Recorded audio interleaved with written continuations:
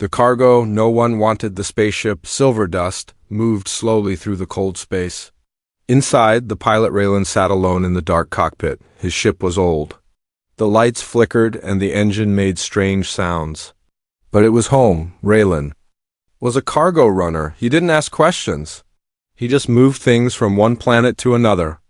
It paid enough for fuel and food. But today, something felt wrong. A red light blinked on his screen. A message appeared. New cargo delivered. Do not open. Deliver to Trade Station Zeta 9. Payment on delivery. Raylan stood up and walked to the cargo hold. A large metal container sat in the center. Cold mist surrounded it. The label said, Live cargo, priority, high, species unknown. He frowned. Live cargo? That's not normal. Raylan wasn't allowed to ask questions. But this didn't feel right. He touched the panel. The container was freezing cold. He could hear something soft breathing, maybe.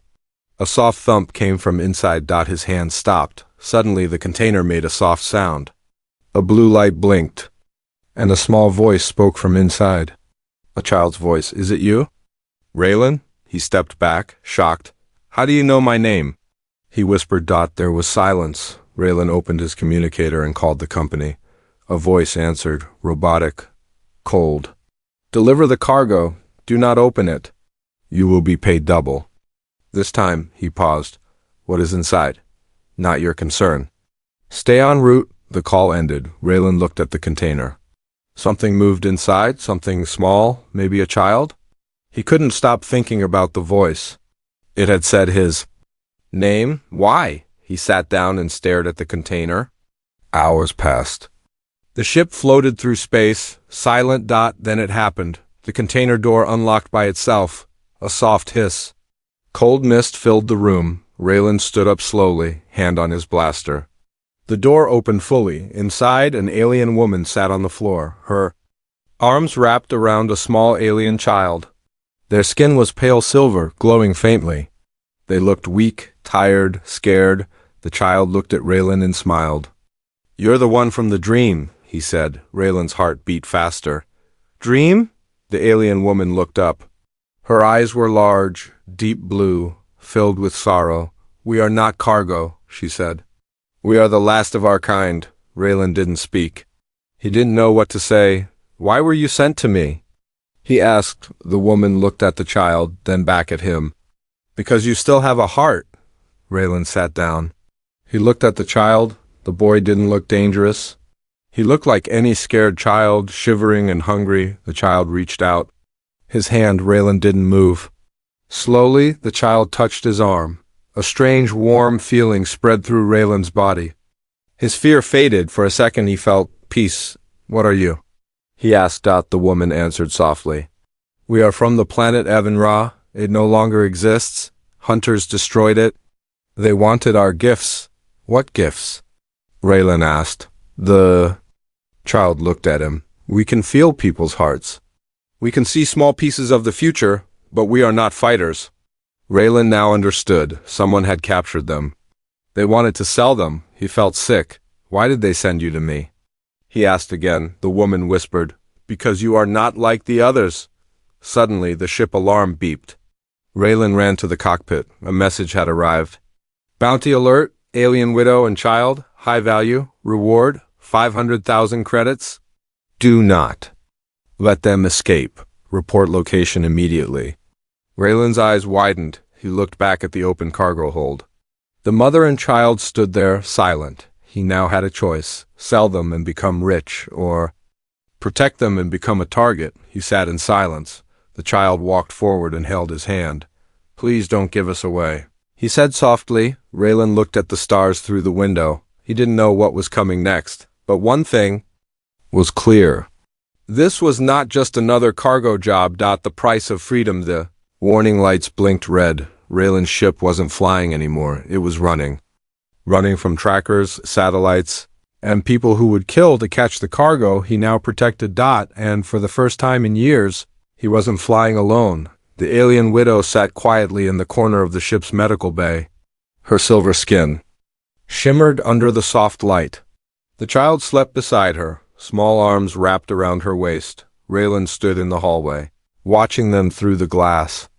His hand trembled slightly. He whispered to himself, 500,000 credits, just for handing them over. It was enough to buy a better ship, enough to disappear, enough to live like a king. But when he looked at the child's face, peaceful, safe for now, that thought burned in his chest like poison. Earlier that day, Raylan had stopped at a floating market hub, Station E5, orbiting a dead moon. He needed fuel, supplies, and maybe answers. He covered the alien child with a thick cloth made to block heat scans. The widow wore an old pilot's jacket, her hood up. She kept her eyes low, her hands close to the child. They looked like refugees, lost, forgotten. No one noticed. Until they reached the trade sector. A tall man with golden eyes and a scar across his cheek spotted them from a distance. He smiled, but not kindly. He followed them. Inside a dark trading lounge, Raylan met an old contact, Trader Selene. She sold information and secrets. She laughed when she saw him. You still flying that rust bucket? I need supplies, Raylan said, and I need to know about this. He handed her a small data chip. It held the bounty alert, alien widow. Alien child, rare species? Selene raised her eyebrows. You have them? She asked. Raylan said nothing. Selene leaned closer, her voice low. Ray, people are offering full cargo ships of gold for that kid. Not just money, power, political favors, off-world titles. Raylan's jaw tightened. Why? Selene shrugged. Some say the child can heal. Others say he can break minds. Whatever it is, it scares the right people. She paused, then slid a card across the table. A buyer's name, coordinates, no questions asked. Last chance, she said. You drop them off. You walk away rich. No one will judge you. Raylan didn't touch the card. Instead, he asked, what happens to them after that? Selene looked away. Don't ask. Outside the lounge, the golden-eyed man stepped in front of Raylan. He wasn't smiling now. You're carrying something dangerous, the man said. Sell it before it ruins you, Raylan stared back. And they're not a thing, they're people, the man laughed. You think that matters? They are property. Now, everyone sees it that way, except you. He stepped closer. I can make you an offer better than hers. Raylan pushed past him. He could feel the man's eyes like fire on his back. Back on the ship, the widow was waiting. You were offered gold, she said calmly. Why didn't you take it? Raylan sat down across from her. Because every person I've ever known would have taken the gold. She tilted her head. And you? I'm tired of being like them. She gave a small nod, not quite a smile, but close. That night, Raylan dreamed of fire. He saw a burning city, alien children running through the smoke. A boy crying, soldiers grabbing him. A bright flash, silence. He woke up sweating. The child stood beside his bed, silent. You saw it too? Raylan asked. The boy nodded. It's not the past, he said softly. It's coming. Raylan jumped into action. He powered up the ship, lifted off before dawn. Station E5 shrank behind them. He didn't know where they were going next, only that they had to keep moving. From the cockpit, Raylan looked at the widow and the boy. They didn't belong in his world of trade and tricks, but now they were his responsibility. His choice. As the stars rolled by outside the ship's windows, a new message flashed on the screen. Updated bounty, Raylan Vex, charged with alien theft, reward doubled. Raylan leaned back in his seat and laughed quietly. I guess I'm the cargo now, he said. The first attack had started with silence. Not peaceful silence. The kind before a storm. Raylan stood in the middle of his ship's hallway. The lights flickered and a cold air ran across his neck. It felt wrong. He turned slowly and saw the alien child standing in the shadows, eyes wide. They found us, the child whispered. Raylan froze. Outside, the stars blinked gently. But something was hiding among them. Then came the sound. A high-pitched screech, like metal tearing through space. An alarm blared across the ship. Incoming attack. Unidentified ships approaching fast. Raylan ran to the cockpit. 3 ships. Black, silent, unmarked. No ID codes. Hunters. He hit the controls. Hold on. The ship shook as lasers cut across their path. One blast hit the engine shield. Sparks flew. The child screamed. The mother held him close, her voice calm but firm. Raylan flew fast, weaving through asteroids, dodging blasts. He wasn't a hero, he was a cargo pilot. But today he had more than cargo. He had lives to protect. In the weapons room, Raylan powered up the old defense system. He hadn't used it in years. Just work this once, he whispered. He launched. Counter missiles. One enemy ship exploded in bright blue fire. The second one circled around, firing again. A laser hit the side of the ship. Lights went dark. Gravity failed for 3 seconds. Raylan slammed into the wall. Blood ran down his cheek. He heard a cry. The boy. He crawled back to the main hallway. Smoke filled the air. The alien woman was on the floor. The child stood above her, hands shaking. Raylan reached for him. Then something strange happened. The child closed his eyes. Everything went silent. The smoke stopped moving. The lights froze mid-flicker. And for a moment, time stood still. A strange energy glowed around the child. Blue and gold, like stars spinning around him, Raylan could feel it in his bones. Not cold, not hot, just powerful outside. The second enemy ship suddenly lost control. Its systems failed. Lights shut down. It spun into an asteroid and vanished in flames. The last ship turned and fled. The energy faded. The child collapsed into Raylan's arms. Raylan looked at the alien mother. She was awake now, watching him. You saw it, she said. Raylan nodded. What did he do? She took a breath. He didn't mean to. But when he's scared, the power protects him. Raylan looked at the boy. Is that why they're chasing you? She answered softly, yes, he's too powerful to control. And too valuable to let go. Later, Raylan repaired what he could. The ship was damaged but flying. The silence returned, but this time it was heavy. He sat alone with the child. You saved us, he said. The boy didn't answer. Raylan asked, do you know what you are? The boy looked up. I'm afraid of it. Raylan placed a hand on his shoulder. Me too. That night, as the ship drifted in the dark, the alien mother told her story. We lived on Avenra. Our people were gentle. We healed. We listened. We saw the future in small ways, just enough to guide peace. Raylan asked, then why the war? She looked into the stars, because peace is powerful, and power scares those who rule with fear. She told him how soldiers came, how cities burned, how mothers like her were captured, how the children were taken for experiments. Raylan felt his throat tighten. He had hauled cargo his whole life. Weapons, supplies, even people. He had never asked where they came from, or where they were going, but now he knew. Suddenly, the child woke up again. He looked straight ahead. They're not done, he said. More are coming, stronger ones. Raylan stood. Then we can't stay still. He checked the star map. I know a place, he said. A dead planet, no one goes there. Maybe we can hide. The alien woman looked at him. Why are you helping us, Raylan? He looked at the boy, then at her. Because I finally met someone worth saving. The secret of her people, it wasn't a planet. It was a grave. Raylan stared out the window as his ship landed on a forgotten world called Alaris 7. No cities. No life, just black rocks and cold winds. This is where you want to hide. The alien widow asked quietly. Raylan nodded. No one comes here. Pirates say it's cursed. She looked at the sky. Sometimes the dead are the only ones who listen. The ship touched down, dust rose, they stepped out together, Raylan, the widow, and the child, into silence. No animals, no sound. Just wind. And memories buried in the dirt. Hours later, Raylan built a small shelter beside the ship. He worked with old metal panels and thermal blankets. The child helped, his tiny hands strong for his size. Suddenly, the boy stopped. He turned toward a hill nearby. There's something under the ground, he said. Raylan frowned. You sure? The child nodded. It's calling me. They dug for 2 hours. The rocks were sharp and the soil was black like coal. But then the boy touched something. A glow, faint blue light spread from the dirt like water. Raylan pulled out a round object, part crystal, part machine.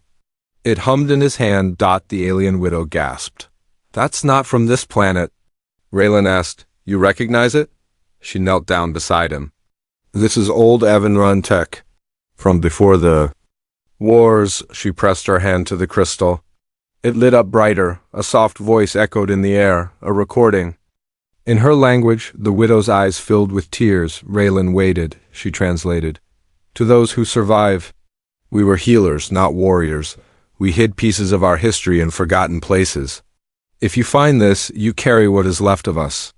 She placed the crystal in her child's hand. Suddenly, the crystal changed color, bright gold. Symbols lit up across its surface. Ancient letters danced in the air above it. Raylan stepped back. What's happening? The widow stared in awe. It's responding to him. The boy looked confused. Why me? His mother answered slowly. Because you are not just one of us. You are the bridge. That night, by a small fire, Raylan sat beside the widow while the child slept in the shelter. She finally told him everything. Our people didn't die in battle, she said. We died in silence. Raylan listened. We weren't soldiers.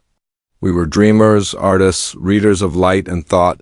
But they feared us, not because we were dangerous, but because we saw too much. She paused. My son was born with the gift stronger than any before. He could not just sense emotion, he could shape it, heal minds, see deeper into time. Raylan whispered, That's why they wanted him. She nodded. The Federation tried to use him, to weaponize him. We escaped before they could. Raylan looked at the sleeping boy. And now they'll never stop chasing him. The widow's voice was quiet. Unless we find the others? Raylan blinked. What others? She looked at the glowing crystal. There were others who escaped. The war, other mothers, other children. Some of them are still hiding, scattered on dead moons in broken ships, sleeping inside machines. Raylan's heart beat faster. You want to find them? She nodded. I have to. My people can't end like this. Raylan thought for a moment, then he smiled. Then let's wake them up. Suddenly an alert flashed on the ship's screen. A signal. Someone had received the crystal's activation. Raylan stood up fast. Was that a distress call? The widow stared at the screen. No, it was a beacon, Raylan asked. A call for help? She shook her head. A call for hope. But far in the dark corner of the galaxy, someone else also saw the signal. A cold voice on a warship spoke. Target has revealed location. Prepare intercept. Back on Ilaris 7, the child opened his eyes. He had seen something in a dream. Flames. Again. But this time Raylan was in them. He sat up and whispered, We have to move fast. Raylan looked at him and said, Then, show me the way. The lost planet, the planet wasn't on any map. It didn't spin like others. It didn't shine. It was hidden, surrounded by a ring of broken ships and frozen satellites. Some called it the Hollow One. Others believed it wasn't real at all. But the child knew better. It's calling me, he said. Raylan stared. Out the window, his ship hovered just outside the ring. Calling you how? The boy touched the glowing crystal they found on Ilaris 7. It pulsed again. Not blue, not gold. This time white. The alien widow closed her eyes. This place is ancient, even to us. Raylan took a deep breath. Then let's see what's left. They broke through the ring of debris. Raylan flew low across the surface. There were no signs of life. No heat, just silence and shadow. But suddenly something appeared, a structure. Buried in the sand, like a temple, half-sunk, glowing faintly under the dust. The boy stood up in the ship, his voice clear. That's where they're sleeping, Raylan frowned. Who? The child looked at him. The rest of us. They landed near the ruins. The air was thin, dry. Raylan, the widow, and the boy walked across the stone ground. Symbols glowed beneath their feet. Raylan couldn't read them, but they felt alive. Watching. They reached the entrance. It opened on its own. No sound. Just a heartbeat, deep, slow, steady, coming from underground. They followed it. Inside the temple was a large chamber. In the center stood 7 tall glass pods, sealed tight. Inside each pod, a child. Sleeping. Rail on single quotes. S breath caught in his throat. They're still alive, the alien widow whispered. They must have been hidden before the fall. This is a sanctuary. The child stepped forward. The crystal around his neck glowed. Then the pods reacted. One by one, they lit up. The children inside began to stir, but at that moment, the temple shook. A second signal had been triggered. They weren't alone. Above the planet, a ship uncloaked. Black, sharp, built like a blade. Inside, a commander watched the screen. Target located. 7 awakened, 1 rogue. The boy is with them, the commander smiled coldly. Prepare for capture. No survivors. Back in the temple, Raylan and the widow worked fast. The glass pods unlocked. The children opened their eyes. They were weak, scared, confused. One girl spoke in a soft voice. You brought the first light? Raylan looked at the boy. She meant him. The boy took her hand. We have to leave now. Bad ones are coming. Raylan helped lift 2 of the children. We don't have enough space on the ship for everyone, he said. The widow replied. Then we send a message. She placed the glowing crystal in the center of the temple. It slid into a slot and locked in. The floor lit up. A pulse shot through the temple and into the sky. It wasn't just a signal. It was a memory, a piece of their people's truth, sent. Across the stars. To anyone still listening, Raylan turned to the boy. What did we just do? The boy answered, calm and strong. We reminded the galaxy who we are. But there was no time to celebrate. Raylan's communicator beeped. 3 enemy ships were descending fast. Everyone move! He shouted. The ship launched into the air. Raylan pushed the controls hard. The temple behind them began to collapse. The ground breaking apart. Enemy ships chased from behind, firing inside the cockpit. The children held hands. Together they began to hum a strange, beautiful sound. Raylan blinked. What are they doing? The alien widow smiled. They're remembering. Outside, one of the chasing ships lost control, crashed into a canyon. The second one turned in confusion. The third stopped completely. The children weren't fighting. They were protecting, with memory, with connection. With what their people used to be. Raylan flew them into the clouds. Behind them, the lost planet closed its eyes again, but now its secret was no longer buried. Now, the galaxy would begin to wake up. The choice to fight. He buried the bodies himself. No machines. No lasers, just his hands and a rusted spade. Raylan stood alone under a dead tree on a moon with no name. The sky above was blood orange. The ground was dry as bone. 3 graves lay in front of him, small, silent. 3 of the rescued alien children hadn't made it. They were too weak, the widow said softly behind him. Too long in stasis. Too many scars. Raylan didn't speak. He looked at his hands, scraped, dirty, shaking. I was supposed to protect them, he whispered. The alien child stood beside him, holding a smooth stone. I saw it in my dream, he said. But I thought maybe if I stayed quiet, it wouldn't happen. Raylan looked at him. No, he said. You don't hide from what's coming. You face it. He picked up the stone and placed it on the smallest grave. Then he stood. His eyes were no longer tired. They were burning. Later, inside the ship, Raylan stood before the others, the widow, the child, the surviving orphans. He had drawn a map on a piece of metal scratched with a knife. These dots, he said, are prisons. Secret ones, run by the Federation. Places where they keep your kind, torture labs, testing rooms. The widow frowned. How do you know these? Raylan's face was hard. Because I used to deliver to some of them. I just didn't ask what was inside the crates. A heavy silence followed. The children stared at the map. Now, Raylan said, we find them. And we take them down. The widow stepped forward. You could still walk away? You owe us nothing? Raylan looked at the boy. Then at the others. I buried 3 children today, he said. That makes this personal. The widow smiled. Just a little. Not in joy, in respect. 1 week later, they struck a quiet prison moon called RELIX-9. Rail on, and the widow infiltrated it under fake IDs, posing as traders. Inside, the place was worse than he imagined. Cold steel halls, whispering guards, and cells lined with fear. The children weren't just locked up.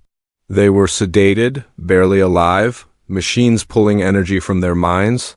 Raylan clenched his fists. They moved fast, disabled the guards, overrode the systems. The widow used a pulse from her mind to collapse the memory of a commander. Raylan carried a girl who weighed almost nothing. They got out. All of them. News began to spread. Quiet at first, then louder. Alien orphans rescued from black site. Federation loses control of hidden facility. People across distant worlds began asking questions. Some whispered, "Who is doing this?" But the Federation knew. They called him a criminal, a traitor, a smuggler of dangerous aliens. Raylan didn't care anymore. He had become something more. In the heart of a hidden asteroid field, Raylan and the others set up their first base. Small, dusty, but full of life. Children laughing, eating, drawing pictures of the stars. Raylan stood at the edge, watching them. The child walked up beside him. "You look different now." Raylan raised an eyebrow. "Older?" The boy shook his head. "Stronger." That night, Raylan recorded a message. Not for the Federation, for everyone else. They told me to sell them, to turn my back, to pretend they weren't alive, but I saw them. I buried them. I carried them. I am not a hero. I'm a hauler. A no-name pilot. But I won't stand aside anymore. If you're out there, if you remember Avinra, come find us. If you've been hiding, stop. We fight now together. He sent the message across the deep channels. And somewhere out in the darkness, someone heard him, but back on a cold starship throne. The Federation commander watched the screen in silence. "She's still alive," he said, zooming in on the widow's face. "And the child?" "Growing stronger," an officer replied. The commander stood. "Then it's time to end this. Family is not for sale." Raylan didn't expect to die a father, but as he stood at the edge of the asteroid base, watching enemy ships close in like vultures, that's exactly what he felt like. Behind him, the alien children were sleeping in deep escape pods. The ones they had saved? The ones they couldn't protect by force anymore. The boy, his boy now, stood beside him, no longer afraid. "Will it hurt?" the child asked. Raylan looked at him. "Only for them." Hours earlier, a broken signal had reached their hidden base. A message from someone unexpected, a former Federation officer who wanted to defect. She said, "I have the location of the final prison. The biggest one. Hundreds of them are still inside." Raylan's blood ran cold. It was a trap. He knew it, but still.